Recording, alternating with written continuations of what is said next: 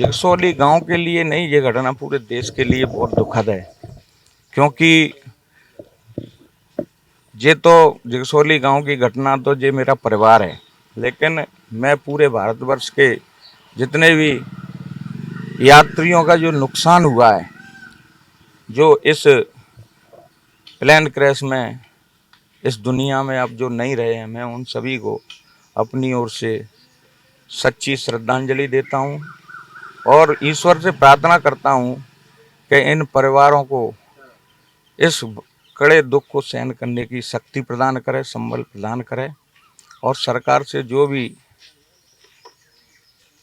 फायदे, जो भी सरकार का सहयोग होगा, वो ज़्यादा से ज़्यादा सरकार इनके परिवारों के लिए करने का प्रयास करेगी। एक बार पुनः मैं सभी परिवारों को इस दुख की घड़ी में बहुत बहुत अपनी संवेदना व्यक्त करता हूँ। आर्यन के पिताजी अभी कुछ बोलने की स्थिति में नहीं है। जब घर का एक बेटा चला जाता है, ये ही सबसे ज़्यादा घर में पढ़ने में, मेडिकल लाइन में होशियार था और मेरा तो रिश्ते में भतीजा लगता था, क्योंकि मेरे ताऊ का लड़का की यहाँ ससुराल है इस परिवार में ही। इन्हीं के जो डॉक्टर ख़त्म हुआ है वो मेरे ताऊ के लड़के का साला है, उनका बेटा जो इस एक्सीडेंट में ख़त्म हुआ है। तो मुझे तो व्यक्तिगत भी बहुत दुख है और मुझे दुख है पूरे हिंदुस्तान में जो परिवार अपने, जिन्होंने, किसी ने अपने बच्चे को खोया, किसी ने अपनी बच्चियों को खोया, किसी ने अपने माँ बाप को खोया। मैं सभी के परिवारों के लिए ईश्वर से प्रार्थना करता हूँ कि उन्हें इस दुख की घड़ी में ऐसी शक्ति प्रदान करे वो अपने परिवार को संभाल सकें। आज जो विमान दुर्घटना हुई है उससे पूरा देश स्तब्ध है और दुखी है। होनहार बालक आर्यन की भी उसमें मृत्यु हुई है। परिजन ही पूरा ग्वालियर नहीं, पूरा देश आज इस विमान दुर्घटना से स्तब्ध है, मन से दुखी है।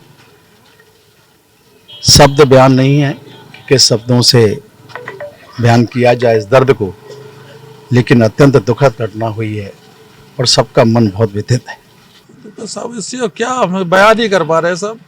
ये पूरा गांव भी कल एक इस तरह से दुख की पीड़ा में है कि हर गांव के बच्चे को दर्द है कि उसकी प्रतिभा पे सबको कष्ट है कि बच्चे ने घर रह कर पढ़ाई की और अम्मी अचंभित कर रहे। मेरा रियल साले का लड़का है तो मुझे भी अचंभ हुआ जो उसने नीट क्वालिफाइड की।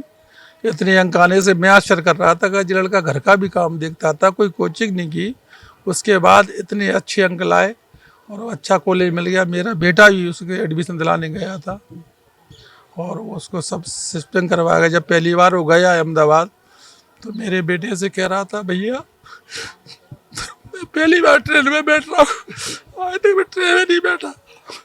तो उस तरफ अपनी पढ़ाई में ध्यान दे रहा था और कोई दुनियादारी से मतलब नहीं रखता था, मोबाइल से दूरी रखता था, यार दोस्तों से दूरी रखता था और इसका परिणाम ये सामने आया। हम कभी कल्पना नहीं कर सकते, उनके माँ बाप कल्पना नहीं कर सकते थे, नगर कल्पना नहीं कर सकता था, सभी रिश्तेदार दुख की घड़ी में। और माँ बाप तो वो जीवन भर रोएंगे, ये मेरे को महसूस हो रहा है, उसकी पूर्ति कभी हो नहीं सकती। सरकार से अब यही चाहते साहब, जो जायज़ मदद हो वो तो लुट गया। पढ़ाई में भी उसने जो अपनी आर्थिक स्थिति से भी ऊपर पैसा जो भी खर्च किया, एफडी कराई थी, वहाँ भी एडमिशन हुआ तो उसने बेचारे ने कर्ज से लगे एफडी कराई बॉन्ड के रूप में। और सरकार से यही आशा रख रहे हैं या सरकार की सहानुभूति है तो इस बेटे को भी जो इंटरव्यू दे रहा है इधर उधर, अभी वो पोस्टेड नहीं हुआ कहीं, तो उसकी भी कोई सरकार की मंशा हो जाए तो उसको सरकारी नौकरी मिल जाए तो उसका भरण पालन माता पिता का हो जाएगा। ऐसी हम आशा करते, जो भी आर्थिक मदद हो सरकार के साथ से वो मिल जाए उनको।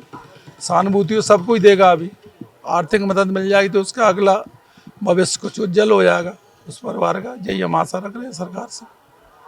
वैसे सर्विस में कोई प्रावधान मुख्यमंत्री जी कृपा कर लें तो सब नियमों को शिथिल करते हुए अगर उसको बड़े बेटे को उसकी सास की सेवा में कोई स्थान मिल जाए तो सरकार का बहुत बहुत धन्यवाद होगा।